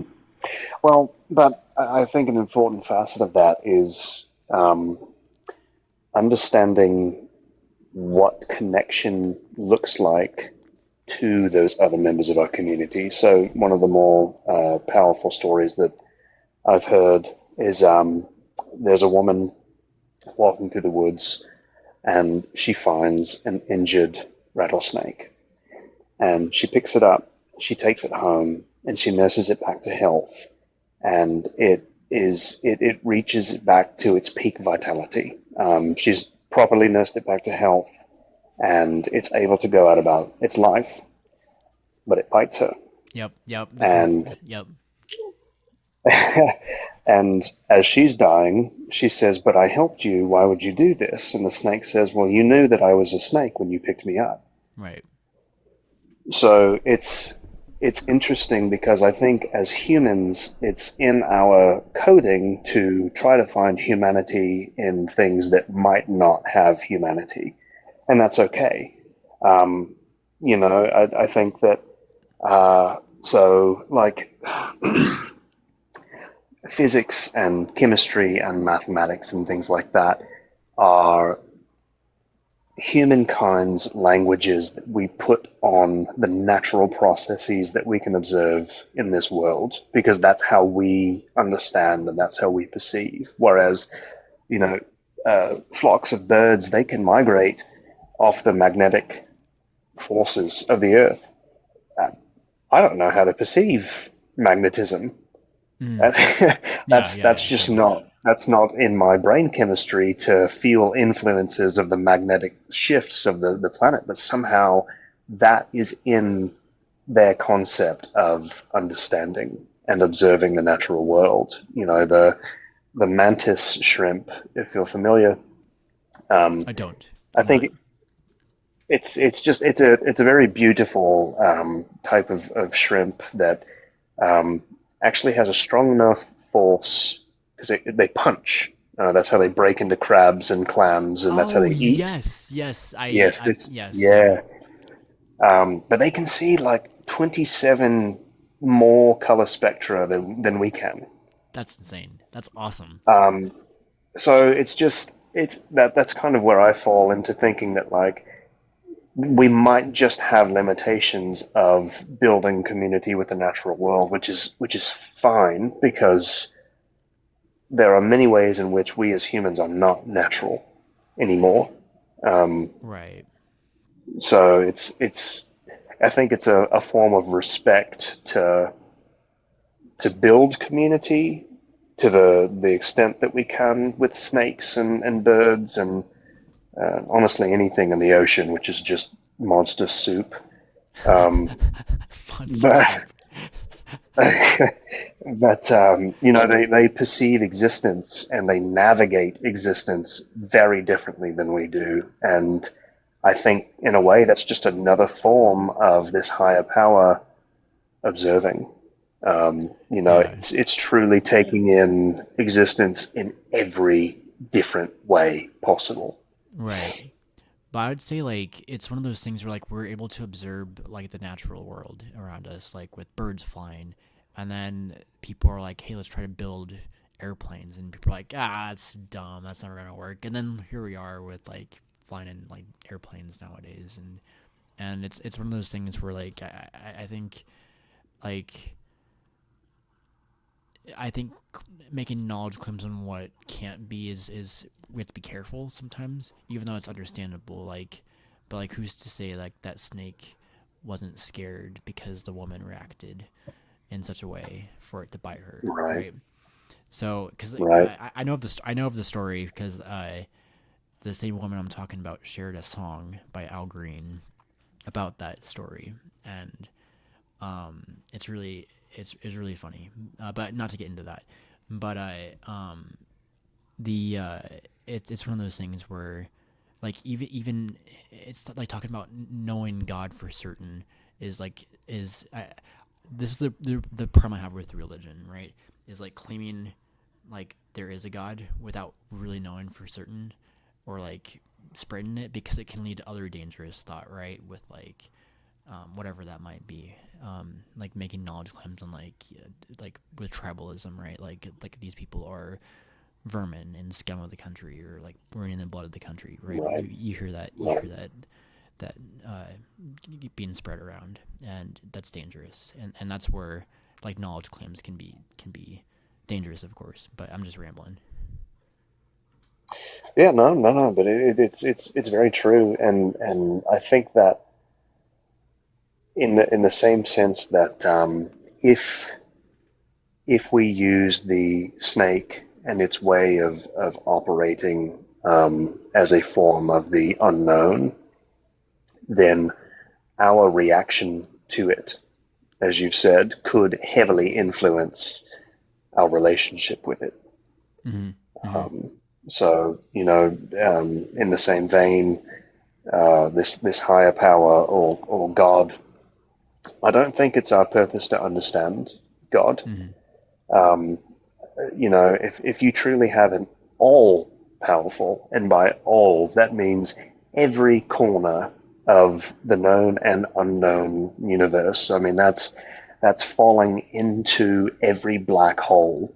That's every understanding of time dilation and spaghettification and redshift and blue shift of stars and things like that. We simply cannot know those things. Mm-hmm. But if there is a God, then he does. And Mm-hmm. our reaction to that God, I think, would heavily influence our relationship with him and how we spread that relationship to others. So I think you're absolutely right. Um, Hitting the nail on the head of how we propagate our understanding of a higher power can be very dangerous and venomous, like the snake. Right, right. And this is where like I have issues with Christianity, like claiming that the God's like all knowing, all powerful, all good, all perfect, all loving. Like these aren't things that are at least within my awareness is there's those are not in the Bible at all. But modern Christianity claims that that is the case. And I think I think once we like try to like change the story a bit to like fit and help us feel comfortable, I think we ought to be skeptical about stuff like that, right? Um, and I think honestly, when it comes to these ideas and being like religious, I think it's up to the individual to craft that story on their own, and then we can share about what God means to us, like with what we're doing right now. If you did believe in a God, or if I did too, and whatever that means, right? Like we're like it's really interesting because like some people consider God just being like consciousness, right? And maybe like this whole conversation we've been talking about God without really knowing it too, right? Yeah. So if you wouldn't mind elaborating on that, maybe. So there's certain people that claim that like just us just being aware and being able to think and be, just our consciousness in general is God. Like that is just us being able to function as what like it might tie into like the fungal stuff, like everything is God, even though we are humans, we're not God, but like we are witnessing that, kind of like what you were saying in a way. But like Right. Being able everything we're to, talking about, like words are just like with the words we come up with, or like what the who's and the ha ha's mean before, like how did we figure out what who and ha meant, and then we started just to speak more complicated, and we started to understand like where does it even begin? Because like language is just made up jargon, right? well, here's something that really might blow your mind. So there's very substantial evidence that some of the first words that we ever spoke were cuss words. Oh, really? Yeah, so if you were to be doing a carpentry project and you slammed your thumb with the hammer and you said shit, the motor part of your brain would light up, not the language. Okay. So cuss words, seemingly, as we understand psychologically, are an involuntary motor action to painful stimuli. Oh, um, okay. yeah, so I mean those very harsh, the F word, that intense, the sh of shit, things like that. That's the motor part of the brain that lights up in the MRI instead of the language center. So that heightened frontal lobe development um, would stem from the lingual and the tongue iterations and how we interact with the buccal tissue in our cheeks and things like that. But there's a prevailing theory that curse words were the first words that we started to actually the first vocalizations that we made. That makes sense. That makes sense. That's interesting. But I'll just say this for one, like you're extremely like interesting to listen to and very intelligent, and I just Well, appreciate. I don't think so, but I appreciate that. Well, it is like you've been able to educate me on many different things that I haven't been aware of, and that's literally what I start with this top. Oops, not this. I start with this to get to a deeper point, and that's exactly what happened, and like we are able to talk about bigger things because of that, and I don't mean to kick you off, but I need to get off sometime soon, Yeah, and just no, get to no sleep. worries. But like this is like what this is about, right? Like this is like why I come up on lives, is to have conversations like this and dialogues about this stuff. And I just want to say it again, like dude, like you've been so fun to listen to, and I appreciate you just like teaching and just being who you are. No, well, like I've said, scrolling through this app, I feel a lot of confrontational intercourse, not intercourse, but you know what I mean. Yes, I know what you mean. I know Just what you back mean. and forth between, I guess, verbal intercourse. But um, so I greatly appreciate you um, just using this platform for a benevolent purpose and allowing yourself to be curious and allowing your guests to be curious and just to probe these deeper meanings. And I think you're an incredible individual as well. I've Appreciate it. followed you and would love to just see the material that you put out there. It gets If chaotic. you, well, but I mean that is part of existence, right? I Right. mean, yeah, it has to exist. It has to be a part of it all. I literally So shared myself eating beans and drinking the bean juice today. interesting. Yeah. It's one of those. Um, but I just do Which could fall into the absurd, you know? right. I do stuff to spark like kind of the curiosity, but like the what the fuck, and like the and just trying to like do something different.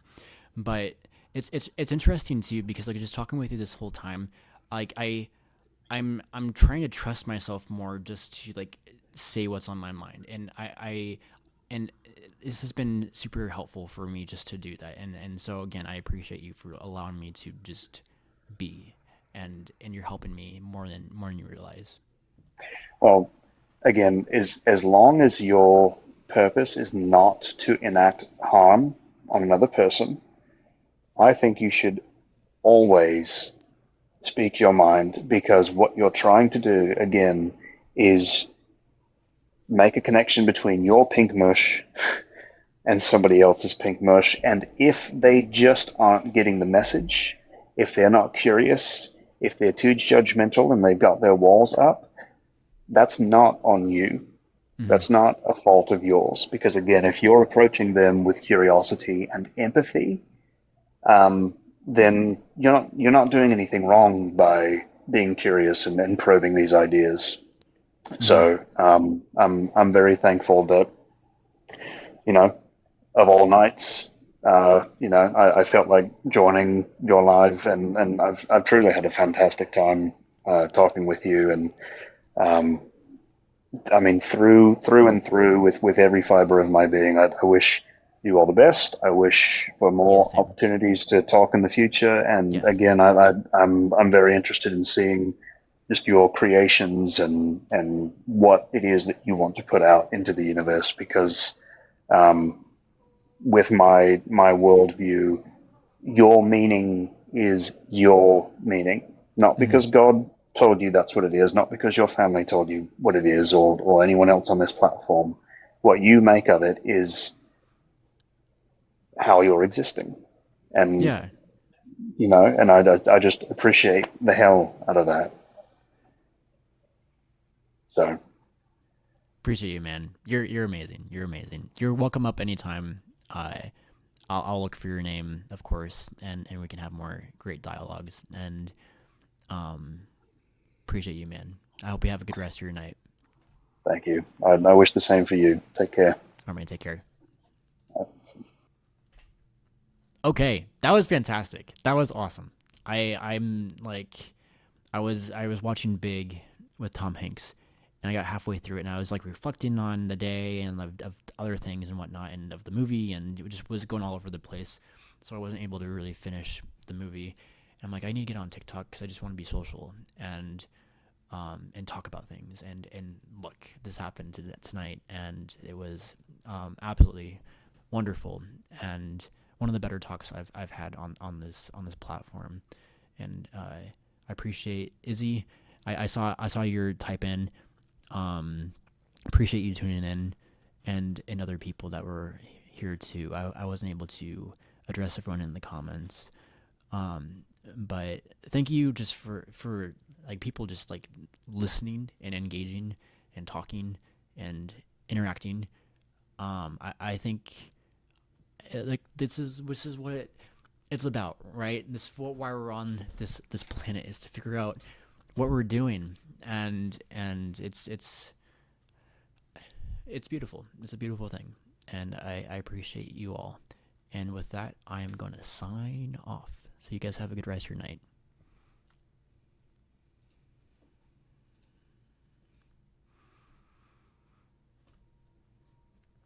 Okay, that was great.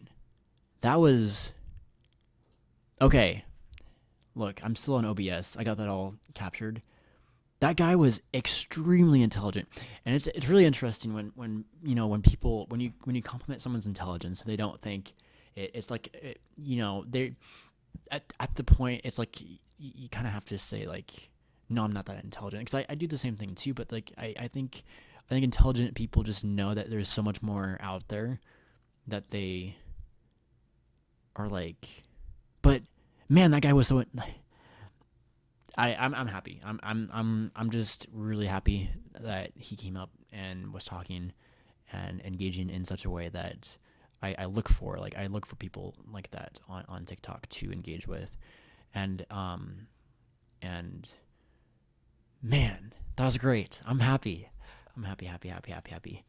Um I'll be honest, like I got to the point where like some words he said, like I wasn't like fully um I didn't fully know what they meant, but I tried my best to follow along with it, right? Like he was using some bigger terms, like when he talked about like fungal.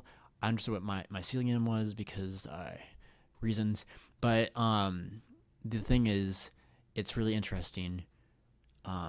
Like me just trying to understand. Like I even told him to like just like me trying to trust myself to just like interact with a person like this too, because like I'm just figuring this out as I'm going, right? Like I don't claim to know everything, I'm leading with curiosity and understanding, and trying to validate like his like what he said with like other examples that seem similar to me. And I didn't mean to like draw it back onto me at times, but I'm literally learning how to navigate conversations like this in a way. Like I'm constantly learning how to be better, and this is one of those examples that I think is just fascinating. So holy moly, like Brady, like look at how far you've come, man. Look at how far you've come. I'm literally in a hotel and gonna be in a car soon. But look, if I can have conversations like that every night, I think I can live without a lot of things, right? I don't need to. I it's I believe conversations like that. Like I believe that guy took something away from it, and he'll be better because of it too, right? And I'm optimistic about that. And he even shared that about like the whole puzzle piece thing. Like we all have each other's puzzle pieces and we're plugging them in and we're figuring it out. And that's how I thought about stuff too. Isn't that so interesting?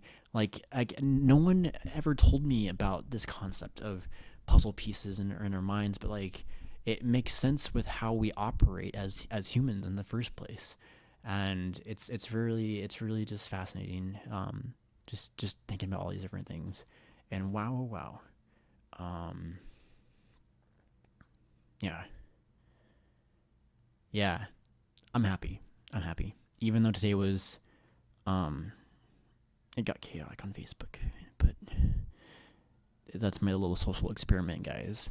If you're even watching, if anyone is on here that's watching, I saw a cousin of mine popped into the conversation for like a brief moment, but then left.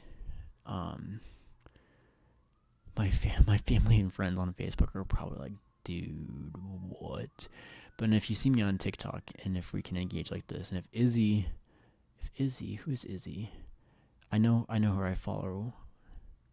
Well, I think it's a she. It is. She says she her. It's the connections we make. Look. They literally said this is one of the best combos I've gotten the chance to listen in on. That's okay. Well, like I give credit to that guy, right? Because like I can't always channel into conversations like this with other people, but it takes two to tango, right? And hearing a compliment like that, I think means a lot too, and it makes me optimistic to talk with other like minds out there. Like if I can like keep doing this like on a daily basis, and if people interact in such a way, like what is the connection, what's like look, this is something not to be mean or to discredit these people, but like Good Trouble, like Mezzo, Joel, Parker, Dean, like those guys, like it's very confrontational lives. It's like saying you're wrong, I'm right. And it's not building a it's building a community on either the left or the right, or like the believers and the non-believers. But it's always in duality, and I'm always seeing arguments on TikTok. It's never really just like, there's some people actually. It's when I say it's never, it's typically from what I've it's a lot of arguments and duality. Um, Sean O'Quinn, the guy that I brought into Walmart when I got my first battery assault, which wasn't even an assault, battery charge. I didn't even touch anyone. I hugged Bill because he wanted me to. But anyways, I brought Sean in on my phone, and that's a story I'm not gonna get into. But Sean O'Quinn, he plays music on his guitar. He's a country singer from the South. He's fucking fantastic. He's putting his creativity into the world and expressing it in such a way that's great. And then he's hard on himself. Like, no, man, no, you're such a good guitar player. And whenever I see him, I love to make say like, hey man, love what you're doing, it's just to make him feel good. Even though my TikTok is chaotic. But anyways, uh, oh, it's people outside just going nuts. Um, or there was remember when I was on the 19th of September, because I remember that date. It's when I was manic and went to work on my last day of work. I was listening in on people talking about like scientific discoveries, and they were very much like really, it was really productive dialogue. So like obviously good dialogues do happen on TikTok. I'm not saying this was like the only thing to, like ever exist on TikTok, but like it's very rare, and I don't see it often where people are engaged in such a way where it's productive. Uh, to like this level of productivity. Like people just hang out and like sometimes, man, I'm just gonna just ramble about TikTok a bit. It's a weird app. It's a very weird app, and I remember when I was like just bored when I was bored back in the day. I would just like scroll and scroll and scroll, and like the stuff was like so odd. But then I'd just go into the live to see what people are doing and try to like cheer them up in whatever way, or like say something to make them react positively. And it's just a bunch of people just like sitting, or just like not like there wasn't no topic above. And I know I took my topic off, but it just confused people in the chat and with the evil stuff. And it's just like I think people come up here for the wrong reason sometimes, and obviously that's the case because like they just want to be validated, maybe, or liked. Look, I don't give a like. Look, I am acting in such a way on Facebook. If you can find me, and you'll be like, holy shit, man, what is he doing? And um it's interesting. I'm doing something in such a way where um, people know me in real life, right? People can witness me on TikTok on a 2-dimensional screen, but I'm 3 dimensions. But you can hear my voice and how I say words, right? And I can move my fingers in such a way and hands to act out things, and you can see facial expressions and whatever. So there's more data people can process that indicates how I'm saying things, and how I'm intending to say it. When you're just reading words, it comes out in ways that people interpret on their own, right? And I do this intentionally on Facebook to uh, test. And boy, oh boy, has it been a time. And I'm keeping my shit up from being in mania, because no, I'm not ashamed of it this time. Even though people told me in their own ways that I should be ashamed of it. They didn't tell me, but like it's really much just like in when I'm in mania, and when I react, like when I though I don't why I'm just being Brady in mania, like silly, and maybe I'm just like rambling about nonsense, but look, it makes sense to me. It does make sense to me. And when people react negatively to that in a way that think that I'm gonna starve myself to death, then I think about how bad I made them feel, to the point where I question myself, to the point where I question God, right? And to the point, and I even told this is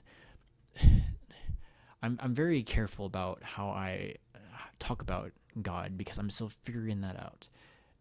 But I know it's a feeling for me, but it's much more than just a feeling. It's knowing I'm with them, that all things are possible, right? And I feel like that's just like a cliche, like something that's like hanging up in some woman's like house, or something, like the woman's house, like woman would decorate the house and they'd put that saying on it, but it's like true. And I know after my 4 times of being in mania, not to question it again after 4 times, and it's true to me.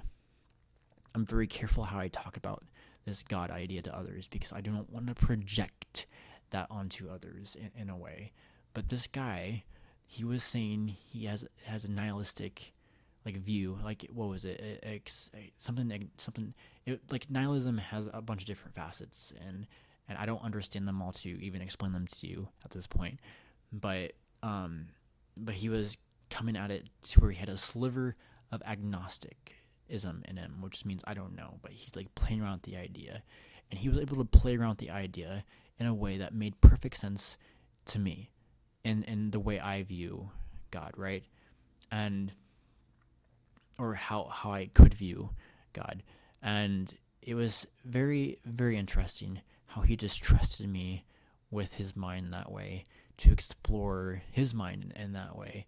And I don't know how, I mean, I'm take it he thinks about this stuff at least sometimes, because like he's able to formulate um